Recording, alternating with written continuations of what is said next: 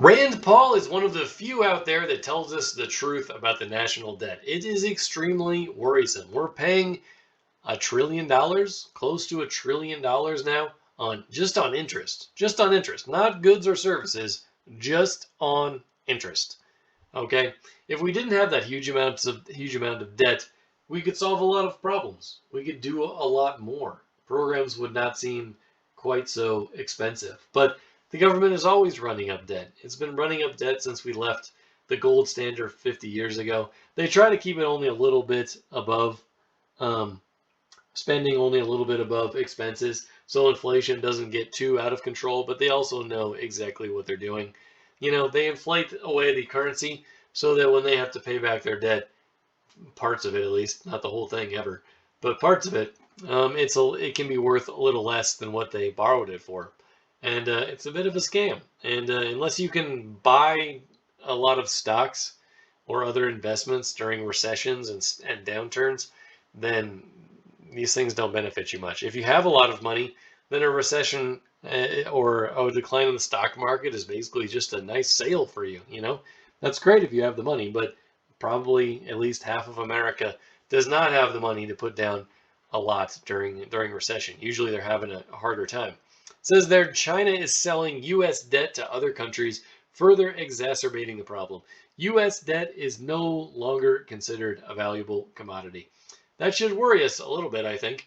So that's happening at the same time that they're trying to get rid of the petrodollar. So they want to destroy America's influence in the world. But fortunately, we have Bitcoin, I guess. I don't know. Hopefully, we will right the ship and start paying off huge amounts of debt. But I don't see that happening anytime soon. Right? Warren Buffett has made his suggestion that we make a law that says anytime expenses exceed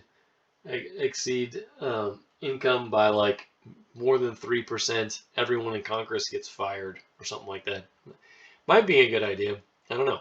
Out of control debt has been a problem for years, though fixing it is next to impossible when so many of our nation's leaders are determined to keep blowing money like there's no tomorrow. If something doesn't change soon, what happens to our economy thus far is going to feel like a walk in the park. Kentucky GOP Senator Rand Paul is one of the few leaders speaking out about this. Paul is well known as one of the Congress's most principled fiscal conservatives. Time and time again, he fought to bring down the national debt, which would in turn help reduce inflation. Unfortunately, both Democrats and rhinos are determined to keep forcing through one expenditure after the next.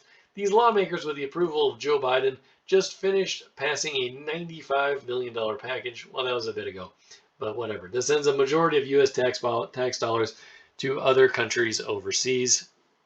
But Paul's not backing down. He can see the writing on the wall.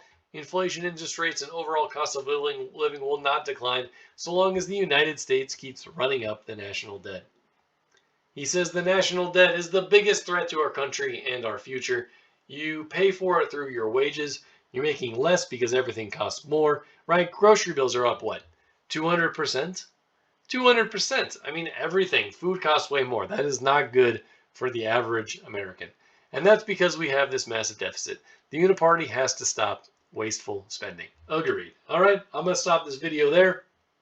You can read the rest on randpaulreview.substack.com.